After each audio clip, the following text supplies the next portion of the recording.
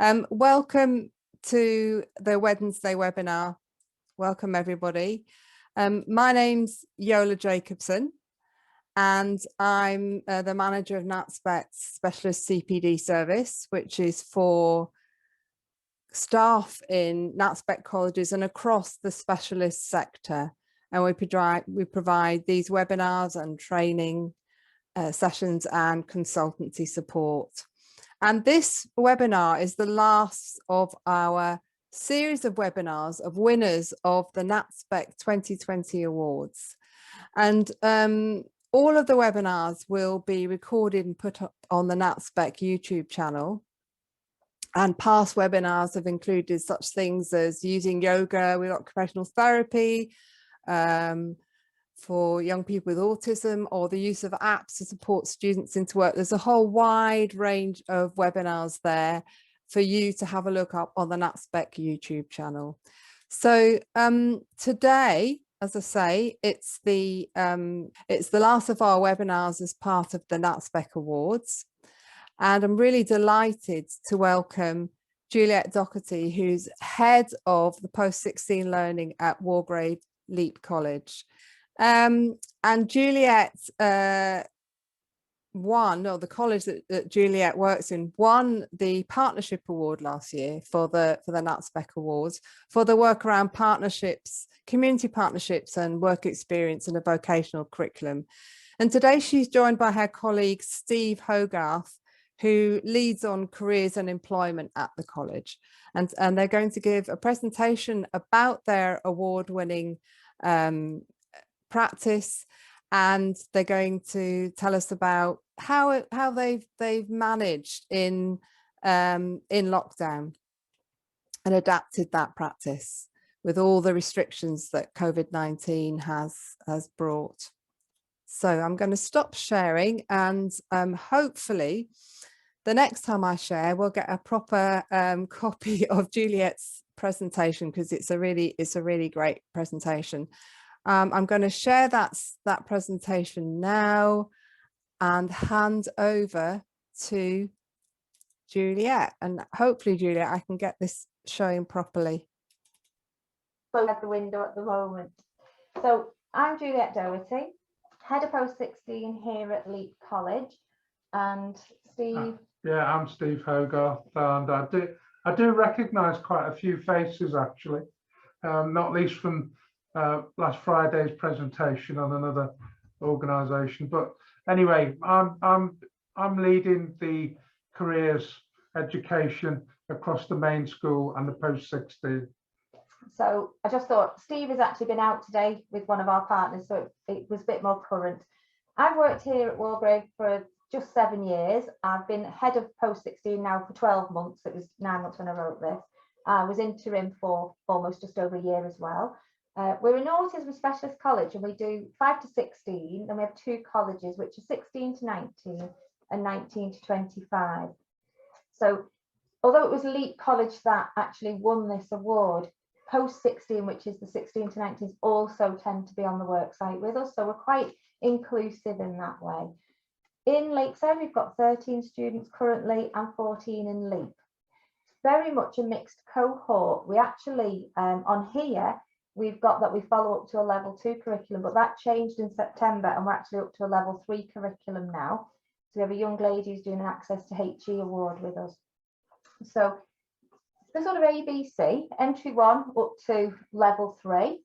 So it's quite a mixture, as you can see, but you know, we tend to try to, again, be very inclusive and mix the cohorts across as well, because it's good for role modelling, especially in the workplace. We're very keen to work with all our community employers and other provisions. So there are other local Natspec colleges that we are involved with. There's Natspec colleges further afield that we have been involved with, which Jeff has kindly supported recently. So thank you for that. So that's an introduction as to who we are and what we do. So next slide, please, Yola.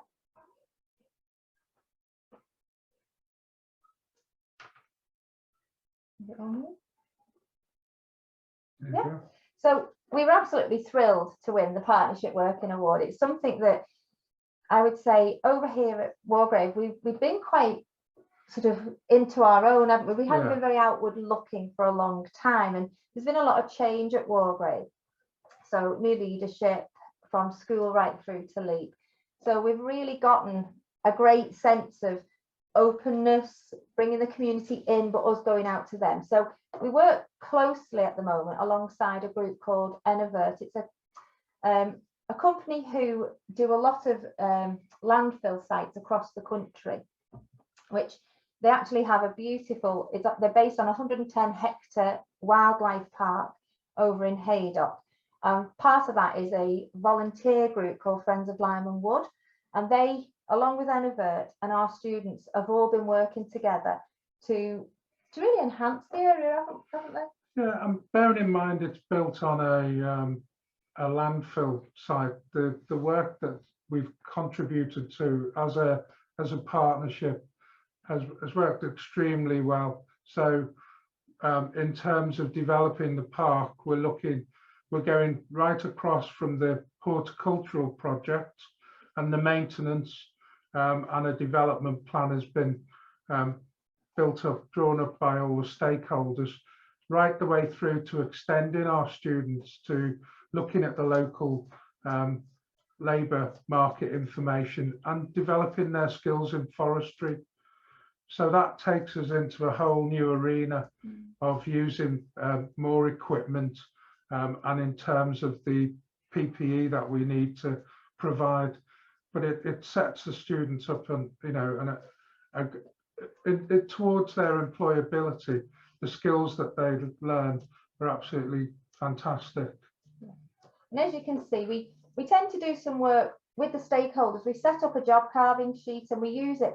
We were pre-lockdown, we were using it sort of on a termly basis. So we could all tick off what different jobs that have been done by either ourselves, the ranger who works for Enivert, he's also the local park ranger there, and the volunteer group. So we all had our own role to play, which worked quite nicely going into lockdown, because it meant we could still complete some activities and socially distance. So we haven't completely not been back on site.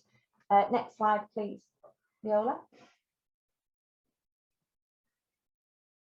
So for me, and I know for Steve and the team here, when we were looking at particularly the partnership working areas, we were saying, well, what are our key principles? How are we going to make this successful? Because we do know there are some barriers in the community to working with our young people, and it's very behaviour driven, and we needed to overcome those. So we looked at getting shared goals, building up part of a stakeholder network. So we did a lot of inviting into, we opened a cafe on site, and decided that would be the best way to sort of get some regular communication. We did it on a Friday, and we were bringing all our stakeholders in and trying to get to know them on our site, so that the students were comfortable, the visitors were comfortable, and it started to build those relationships. So we kept regular communication. We sent them all our details on Facebook, YouTube. We would share with them what we were doing. So all parties felt as though they were collaborating even before we got onto the work site. And it stopped some of the concerns about working with our young people. And it was quite nice to be able to use examples. So one of our young men at the time liked to run, and he was quite a large, tall young man, and he did like to run when he needed to. And he would go outside and he would be appropriate, he would run up and down. And somebody commented and said, oh, well, what if he does that in the workplace? I said, well, don't you have people who have smoke breaks?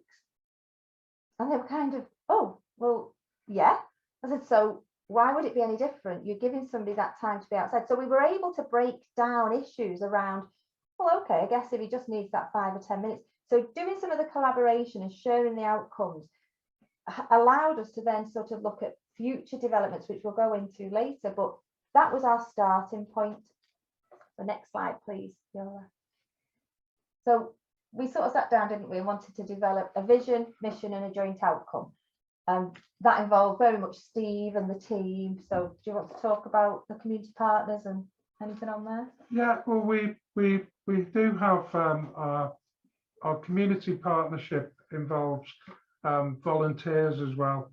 So the volunteers, we do have to make sure that we have clear lines of communication there, because what we find is that the time that they spend working with us can vary from week to week.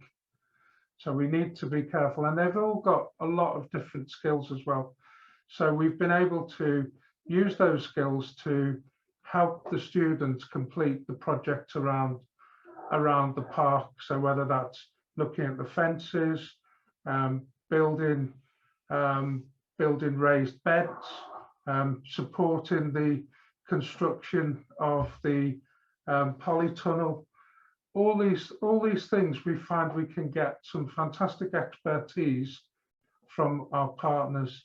And the good thing is, with a lot of them being retired, we do have a large pool of people to draw upon.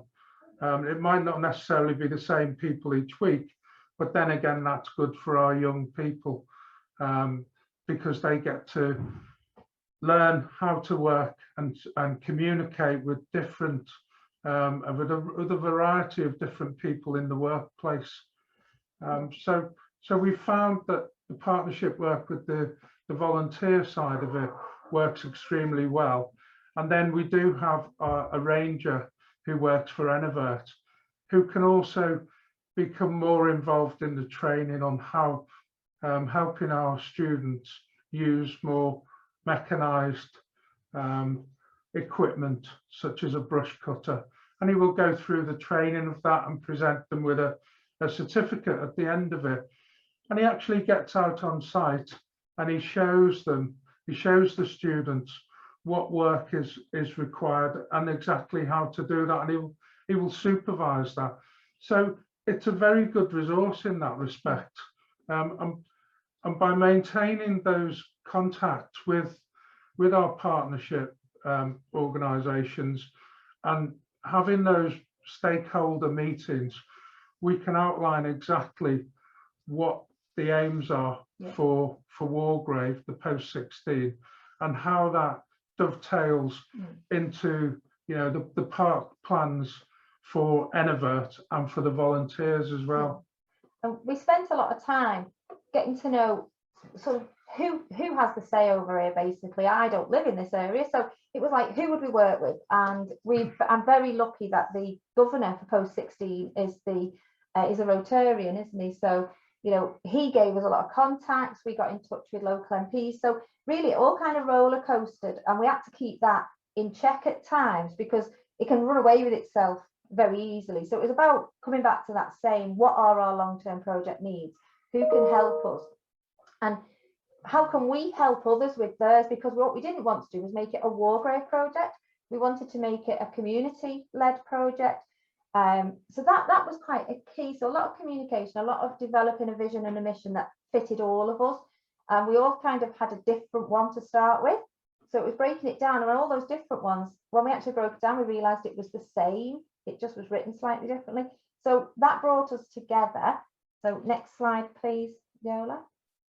So, I mean, we've touched on this. We had to research and identify some community partners. We've got the local MP was on side, so he did a lot of our negotiating for us as well. I mean, we've got quite a lovely group of employers who work with us and have been very patient and very supportive of our students. But for this project, we particularly chose, and that's why they're in blue, Enivert, Friends of Lyme and Wood, Linden House Nursery, and a CIC that's based outside of our area, because we care. And we felt that led into the horticulture, Mersey Forest areas that we were looking at.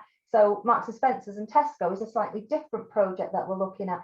So we then put our employers into groups of what students would work best with those skills, what students would be better going to the hotel. And this is both mostly about the Enivert and Friends of Lyme and Wood, Linden House Nursery, and Because We Care group of partnerships that we've got. Next slide, sorry, Yola. So initiating the relationships, Steve's talked quite a bit about that. Lots of meetings scheduled. When we could meet up, we were meeting up either here, as I said, in the cafe, so it was a really relaxed atmosphere, or we were going over to Enivert using their office. It was a bit more formal. And then actually on the grounds themselves, there's a cabin now on there, so we sometimes have meetings in there. We would also invite new people to come along so that we could start to get more people involved, plus build the skill base up. So we found that that was a really key thing for our students. It was about the skills upskilling. When we did do meetings and we did have some lovely times and days with the community members, we would then send thank you letters, or we'd put it on Facebook, and we'd do lots of support for the different groups, so that we could, like, there's one called Business for Youth here locally. So, you know, we would try and promote those. So we were doing something for each other at all times. There's always been an agenda. We strictly keep to what we want to get done and how we're going to do it, because otherwise we find our students can get confused, and if there's not a straight, clear outcome and success sort of measure, it can have no meaning to them at all. So that, I would say, was a little bit more difficult with our volunteers, because they're so very relaxed about everything they're doing. And as Steve said, they might have different groups on at different times.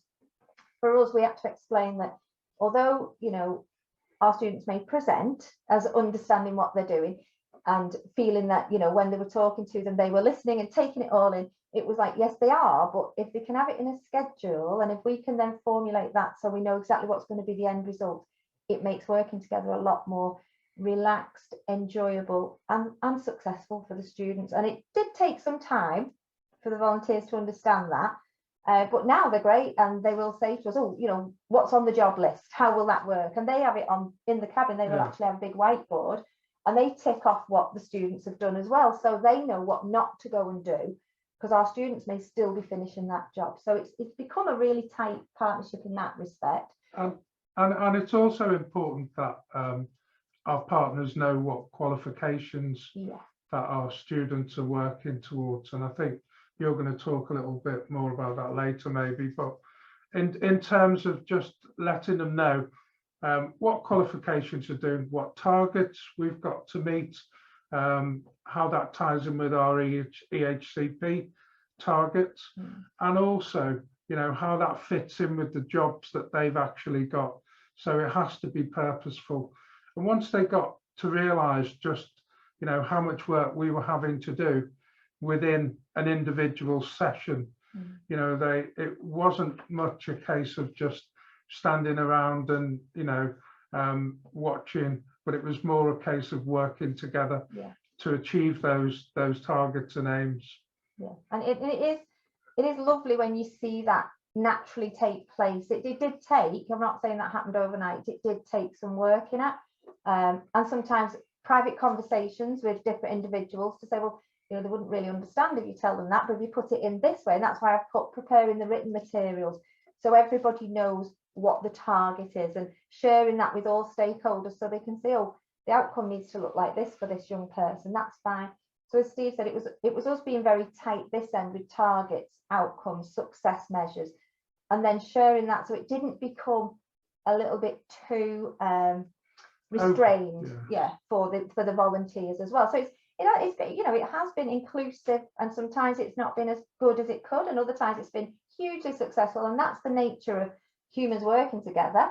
And it's also, for me, the value our young people get, because they're having to problem solve on the day sometimes and deal with situations that within the environment of college we may have actually seen a behaviour. So it's quite nice to see them deal with it and appropriately step back. Yes, we'd still see meltdowns. I'm not saying they don't happen, but I think they've become more adept, and that's that we are trying to raise that and sort of include them in that resilience and some of the work about the vulnerabilities they have. So that's really been a key point for the partnership. Next slide, please, Yola. So the buy-in, I mean, there's no two ways about it. We won't get support without getting all the leading community members on side. So, you know, I'm a bit of a stalker, I think, and I've been chasing up the local MPs, the deputy leader of the council, the CEO of St Helens local authority, anything and everything that I can find that is a positive for our students. And believe you me, I'll find it anywhere. I email them straight away with it, and they are bombarded with photos of our students at work, photos of our students being successful, talking about this award. We entered a Derwent Skills Award last Friday, and one of our students won. That's gone out to everybody. I'm just keep it current, push it in there, let them see what their money is buying and what we're doing. Now we work here with about 12 different local authorities, takes up loads of my time. But do you know what we get back is so worth it, because they get to see real life partnership and our students getting that employability outcome. And it really is getting harder with the V10s. So the more you tell them in advance, the less problems and problematic issues you're going to get when you're talking about another year on college site or a new student joining us. So we've found that really has paid off. So yeah, so I'd advise anybody, just chase a lot of them, email them. Sometimes they'll ignore you, but if you keep emailing, they eventually say hello, and then you're hooked and you've got them. So we've expanded the vision very much to other community groups, the Women's Institute, as I say, the Rotary Club, Business for Youth. So we're now starting to step out of the little tight group we had, because that isn't a real world, and we want it to be very wide and community based. So we've started to move a bit out of it. The plan is still celebrating the success, having the meetings, keeping them thank you notes in the Facebook media, social media coverage.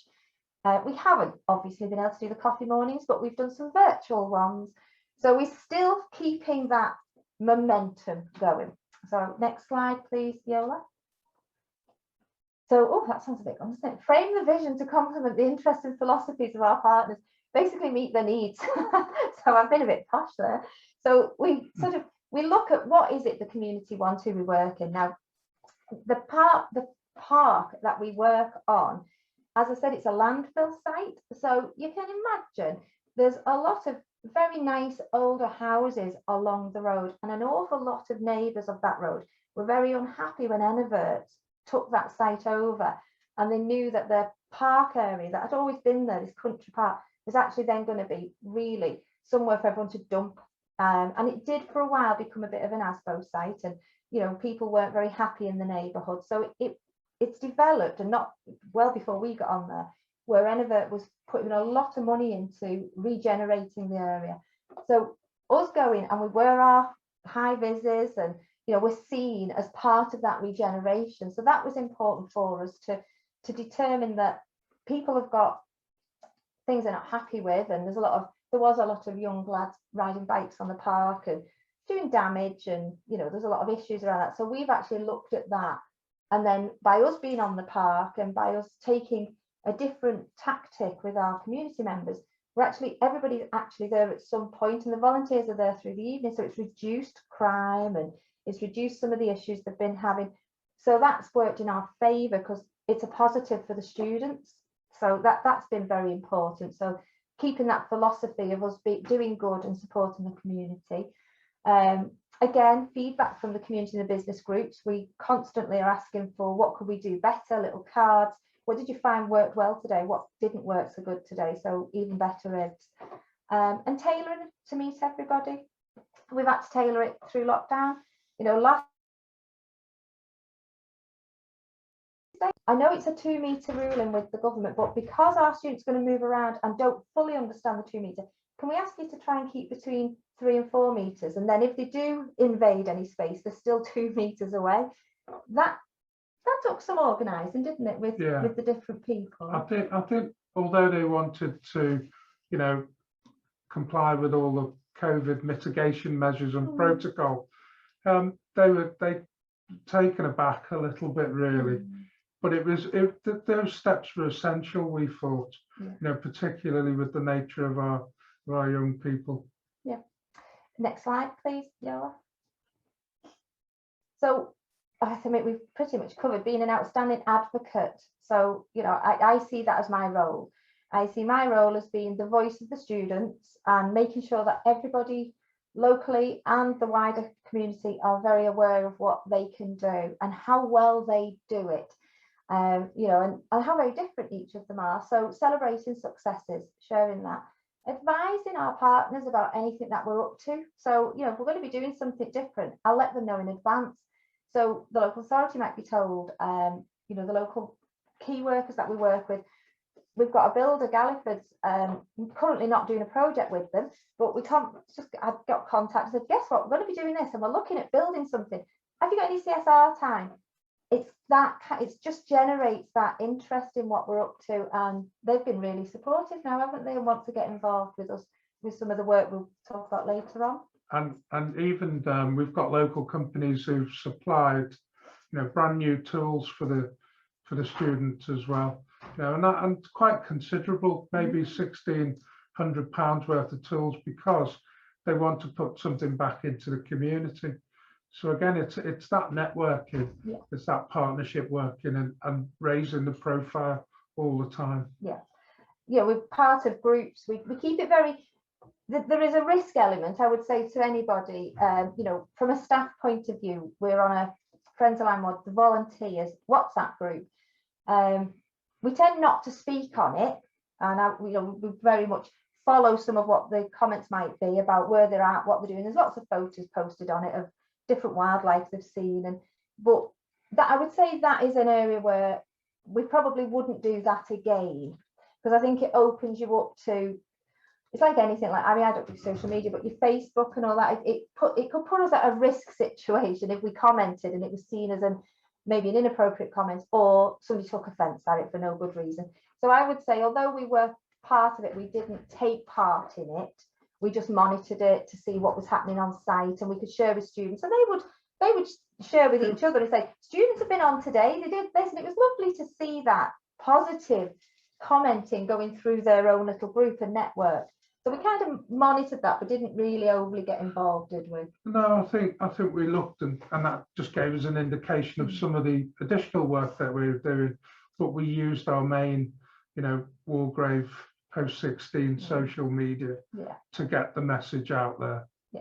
And again, showing our risk assessments, because it's changed, and I know all of you be the same, it's changed so frequently that we'll send it over to everybody who's a partner and just say, these are highlighted in red, these are the additions due to either the lockdown or there might have been a case of COVID on site, so this is the new additions we've got. And that was just being very transparent. I'd say that would be the key for me, was the honesty and transparency. When we say this isn't working well and we're struggling, can we do it this way? And as soon as you give them that notice, it made it easier for us to carry on with the work in a positive manner. Next slide, please. So how does it benefit the students, all this? And this is where the qualifications come in, because we are accrediting them at the end of the day. So currently we're running the Skills for Further Learning and Employment, and we're doing City and Guilds, Maths and English, and it's all portfolio based. So all the work they do is actually accredited through all the work placements. So our portfolios are very much employability linked, which even for I would say our cohort C students who are looking more at going into a supported employment environment, we still expect that they'll be on site, they're still inclusive, and we still run it as an employability program, because we get this attitude of, oh, well, they can't do, and it's about they can do and they will do, and it's the support that they get demonstrates that, and people will step back and go, wow, I didn't know that. Now we have a couple of students now, don't we, who love litter picking.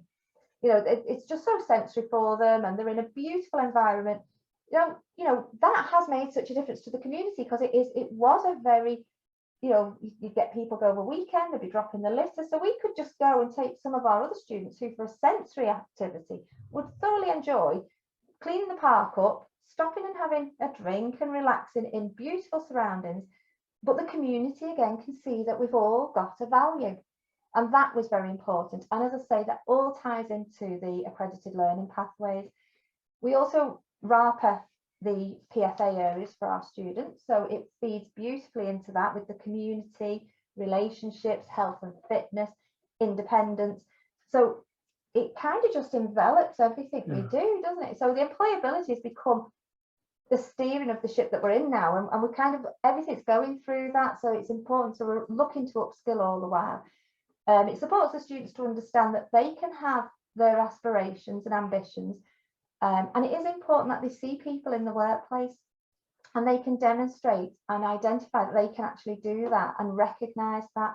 So that's why we've actually got to a level 3 qualification, because one of the young ladies has decided that she wants to do more study, and she's really took it to the next level. The fact that they're experiencing the work placement in line with what they hope to do. So not all of them want to be a park ranger. So then we have the Mercure, and we have the other work, you know, like Marks and Spencer's, all the others, Tesco, Sainsbury's, RSPCA, all our other work placements. So we look at the individual, and it's very bespoke, isn't it?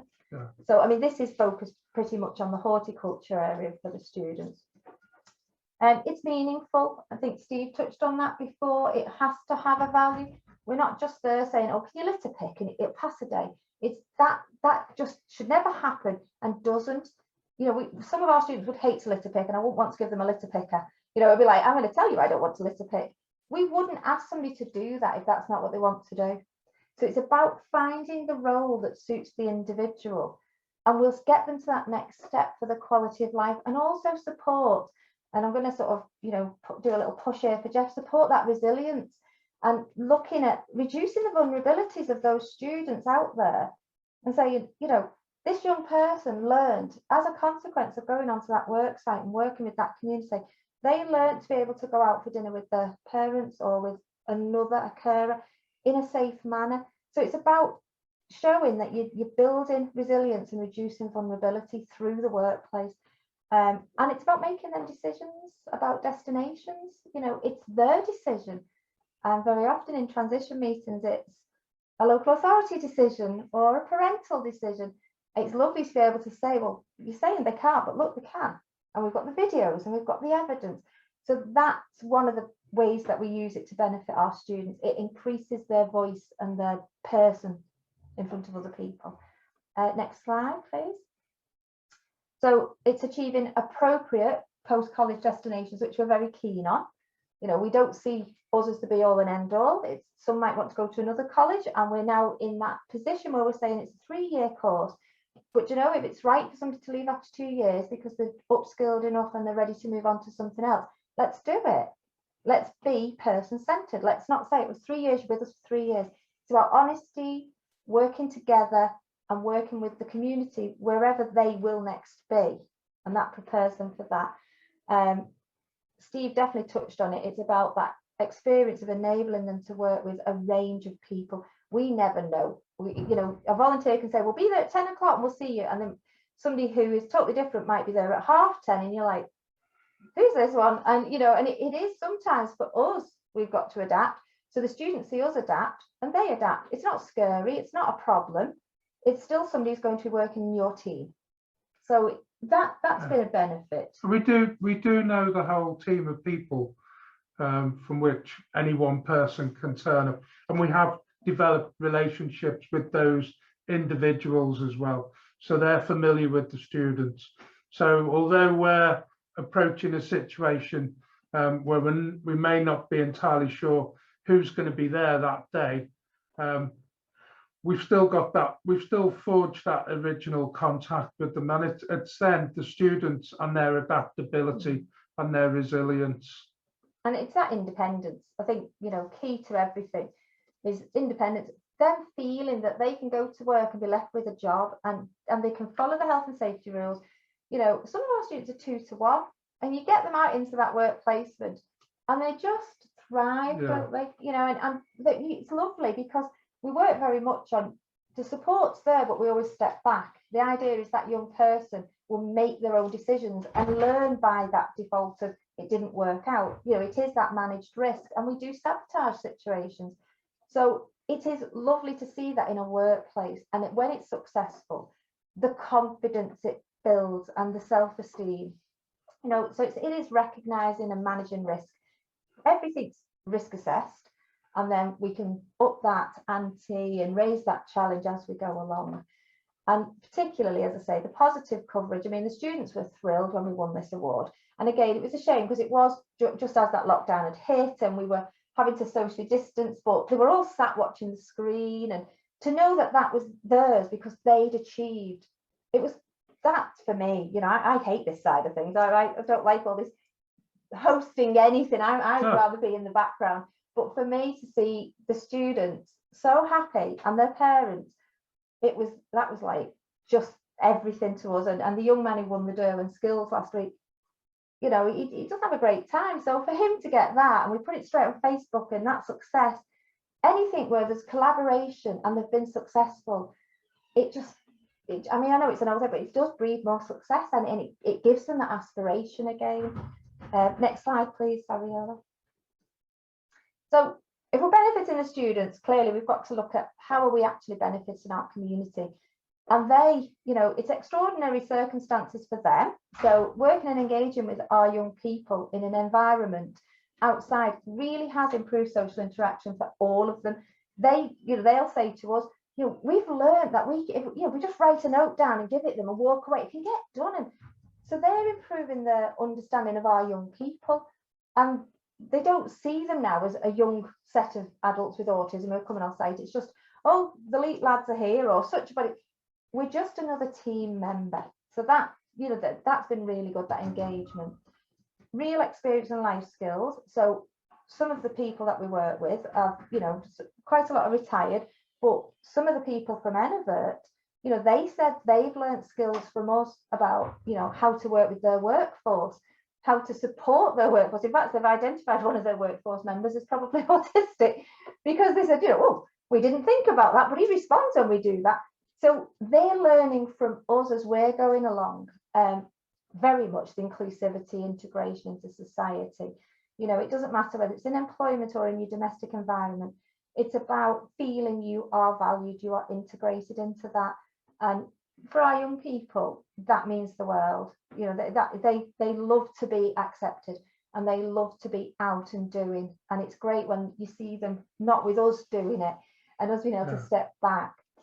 They're part of that valuable team, both the community and the students problem solving together. That can be quite amusing to watch, and it really does work for both parties, because the communication skills have to be broken right down to small steps and chunking.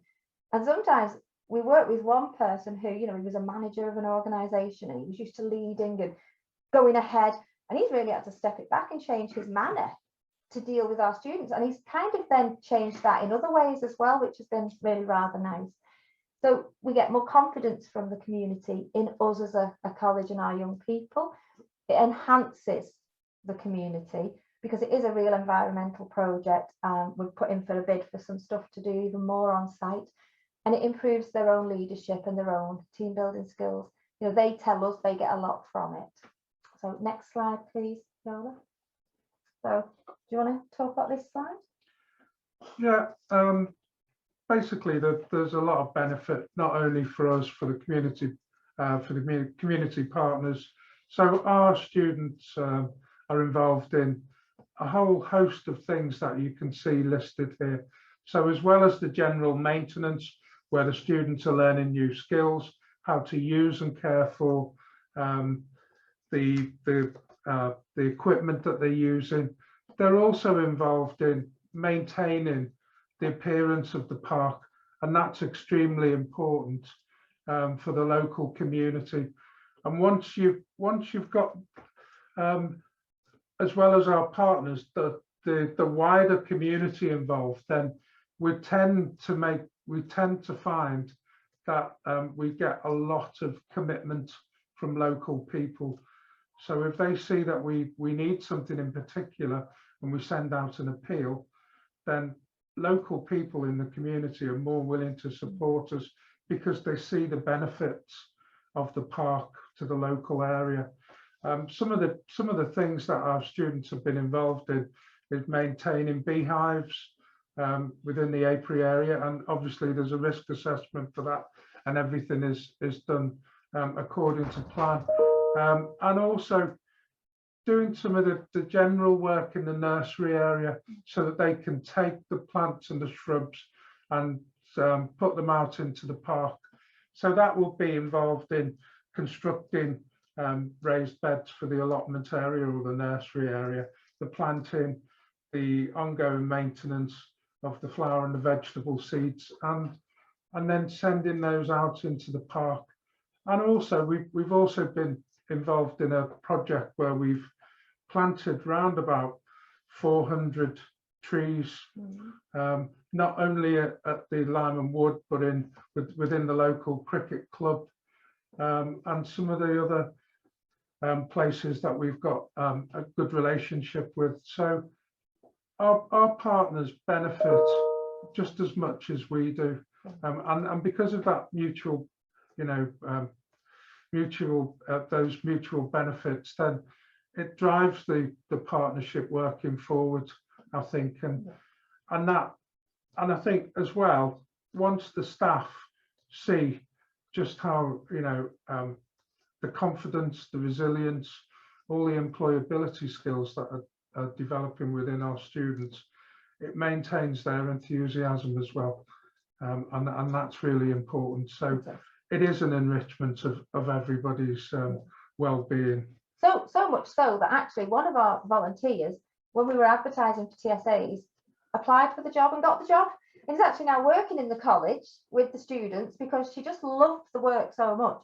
She wanted to be on site doing it with them as well as off site. So it's kind of really developed into a great community aspect. So next slide, please.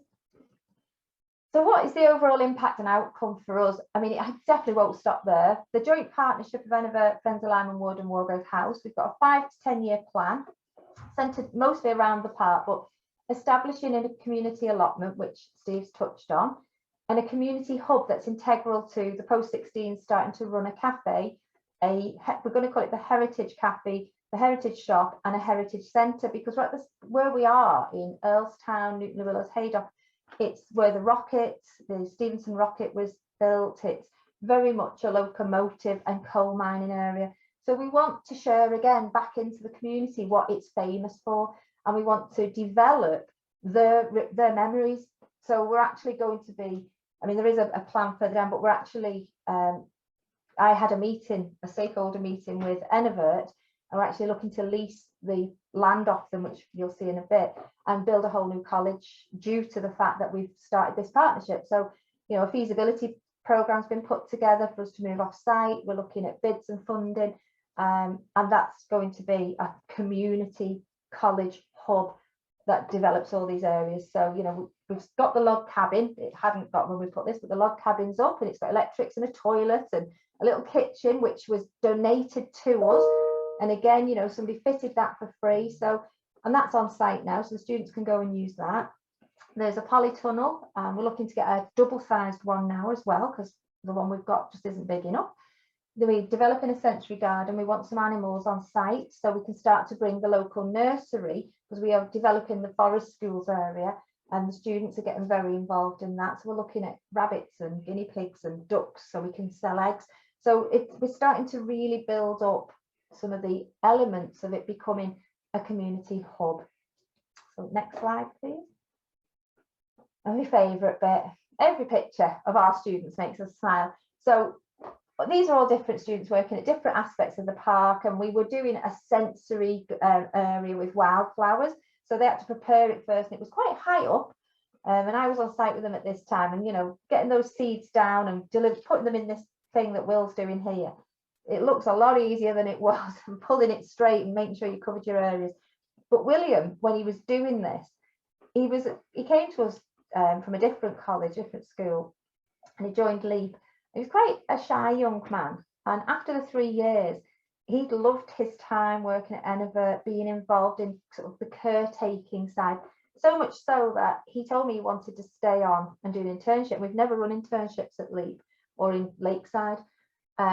So he set up a whole new set of work for me, and we got Natspec in to do a supported internship training, and the young man is now on an internship and got his wish, and he's loving it. He does 2 days in college and doesn't want to be here with us at all. He doesn't want to be in college anymore. He wants to stay working. And we're now in talks with his mum about him doing some volunteering here on site as a caretaker assistant, with the hope that we will be able to employ him. But that made such a difference to his life. His parents just never saw that coming. They were always fearful that he would be bullied in a workplace or, you know, abused in one way or another. And they can't believe that he's doing this internship. He's a case study for the DWP. He's doing that well, that we send them all the details because they're using that as part of their evidence as to whether internships work or not. And he's absolutely goes around his workplace. He's got videos on YouTube of how to use all sorts of different machinery. He's built hedgehog houses for staff, and he's doing fantastic. And that came from this originally. So next slide, please. And again, you can see they're doing measuring. you know, some of these skills, the young man with, like, I'm pointing and no one can see what I'm pointing.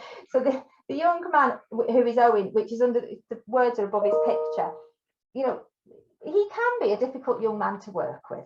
You know, it's not easy to get him off site. It's not easy to keep him safe. For him to be there, working with Scott, who is the Enivert Park Ranger, and listening to Scott and measuring, it, you know, you'll see another picture of him in a minute, the smile on that young man's face, to be trusted in that position. Because you can see we haven't got any staff in that picture. You know, they stood well back.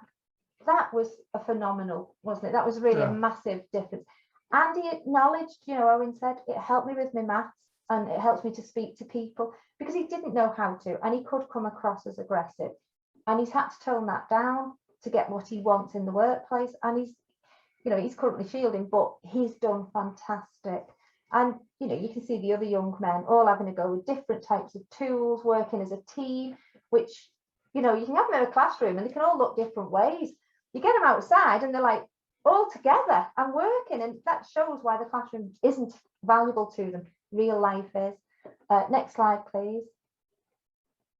So Owen is in the truck thing there, which I've been in the back of. It's not comfortable, but loved it. I had a little tour around the site just to get him acquainted with it, to break down any barriers, and he just adored it. And you can see the working with, you know, the tractors, the pull-alongs, are just things out that you would never have thought, and their parents would never think they could do. And they get a massive sense of achievement. Oh, yeah. The confidence goes sky high, you know, and then they want to get back out there and do some more. And I think that's it, building that confidence to know that they can do something meaningful and they can see the end product. You know, it's a real sense of achievement, whether they're working with the ranger or whether they're working in the bottom left photo with one of our volunteers. You know, they get a lot out of it. Yeah, and they've helped build that cabin. There's nothing on the site that they haven't been involved in. So there's an ownership, and with the ownership comes responsibility, and that's really important. So finally, the final slide, near enough. What has winning the award meant to us here? It's meant I've got an awful lot more work on me, because we've been offered the site, and this is the plan of the site. So the green area, which is a kind of funny shape, that's where the new college is going to be built. We've got the modular plan of that has just come through. We're just sort of tying up all the loose ends, so it'll be a lot bigger than the college we've got now. We're looking at potentially over the next 5 to 10 years that becoming a 3-story building. We're going to start with 1 story, transfer the students here hopefully next September into it, and then start moving post 16 completely over there and increasing our numbers on site. Across the way from the green site is a blue area. That's our breakout space. That's going to have an outdoor football area, based basketball area, quiet seating, and it's all of this is surrounded by trees. It's an industrial area on that 110 hectare park. So we've got a lot of tree cutting down to do for the breakout space, but we're also planting. For everything we cut down, we transplant. So that's a plan. And the students, again, anybody that we are going to be financially paying to come and support us to build the new college and the breakout, the agreement is that they take either an internship on or they upskill in another area for the students' development. So everything is back into that student feed as well. It's not just about the college, it's got the students building that college alongside the developers. In front of the green area is like a little orange box. That is currently the Enivert office. That's going to be the part that we're not demolishing it, we're just going to clad it and we're going to change it and make that the hub. And that's going to be the coffee shop. It's going to be open to people in the evenings for yoga sessions or anything that they want to rent it out for. It'll be the community to arrange that via the Women's Institute, who will mostly manage that area. It'll also be the Heritage Centre, and next to it will be a small shop. And we're going to start by selling community products. So there's a local candle maker, the honey on site. We're hoping to get ducks on the pond because there's a big pond in the centre here. We're hoping to get those and put a piece off that's tracked.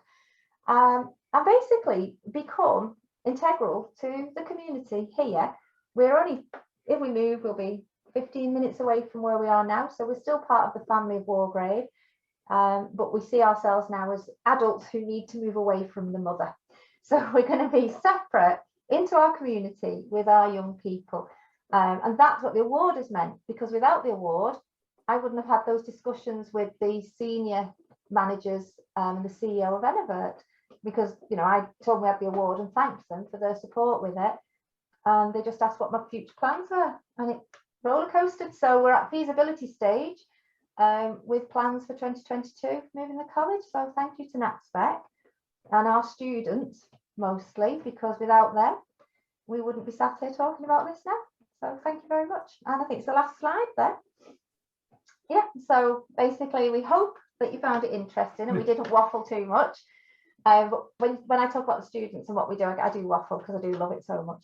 But if you do have any questions, you're very welcome to put some up, or hopefully I'll have the answer. But if you do want to email me or ring me, and if you want the PowerPoint, you're very welcome to it. I'm sure you're all doing your own version of it anyway, but that's what we did, how we won the award, and what we're very proud of. So thank you very much.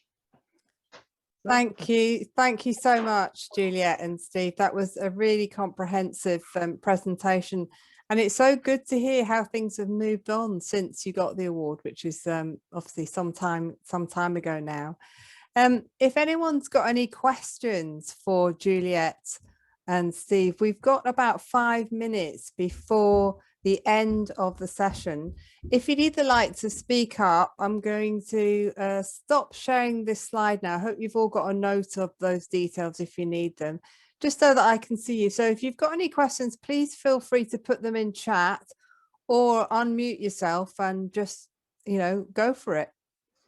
That would be great. Any questions? So we've got something here in the panel here from Mike saying that the park project sounds amazing, and what has the impact been of coronavirus restrictions on access to the site, and have you been able to also continue accesses off-site activities? Yeah, well, actually, Steve just said none.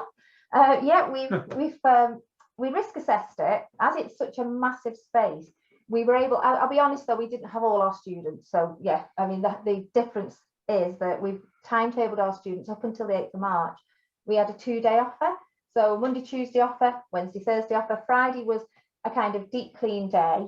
But we had some students, because of vulnerabilities and issues or key workers who were full-time, not so very many. So we've managed it because we've had reduced numbers. So we have maintained going on site we've not been inside, we haven't been into the cabin. So we've decided we're not going in the cabin. That's too dangerous from a risk assessment point of view, but we've stayed outside, and we've had the office given to us by Enivert, and we know they've cleaned it down, they know we clean it down. So if they've needed toilets or somewhere to eat, we've been able to use that safely, and they're not in there. There's only one ranger using it. So we've worked together to maintain keeping on site. Yeah, it's been fantastic from that point of view. And a question from Jeff Lively. Have you safely engaged with community members whilst you've been on site? Yeah, as I say, we shared the risk assessments, and before we would go on site with them, we had to have confirmation from them that they've read it, they understand what the expectations are. As I say, we did exaggerate it somewhat and say, can you keep about 3 or 4 meters social distance? It meant a bit of shouting across to each other at times, but they got used to it. Wasn't easy, but yes, we've managed to keep it safe. And Paula's worried about the colds. Do your students still continue to work when it's raining or extremely cold? I have no problem with the students. I have more problems with the staff. And I'll be perfectly honest with you.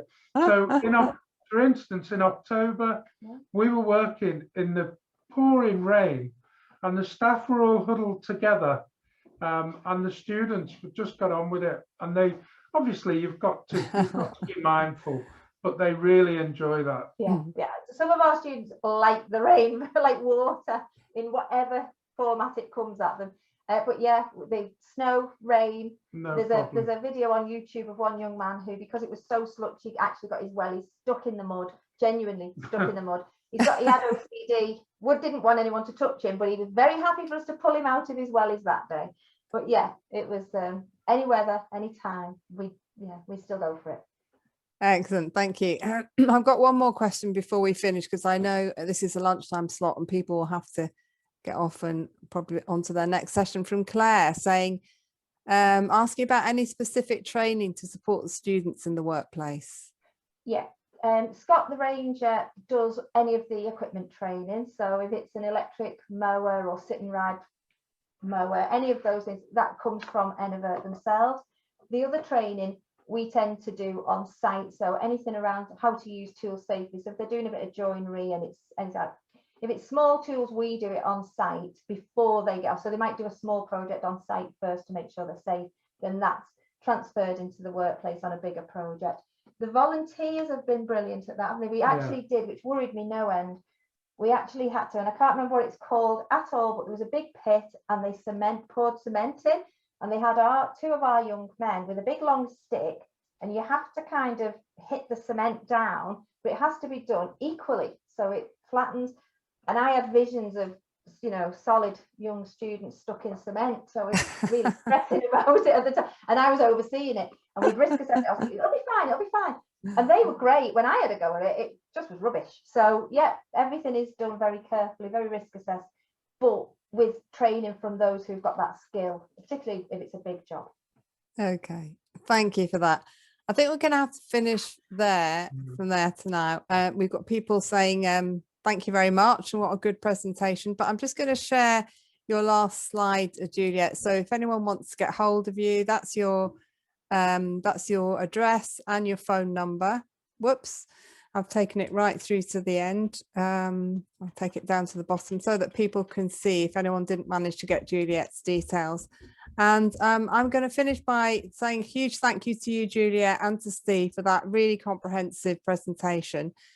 And thank you to everyone else that's attended. Do contact Julliet, or if there's anything to do with Natspec Transform, do contact me. So thanks everybody. I'm going to stay online for about 5-10 minutes if anyone's got any questions, but otherwise I'm going to formally close the session now. Thank you everyone. Thank you.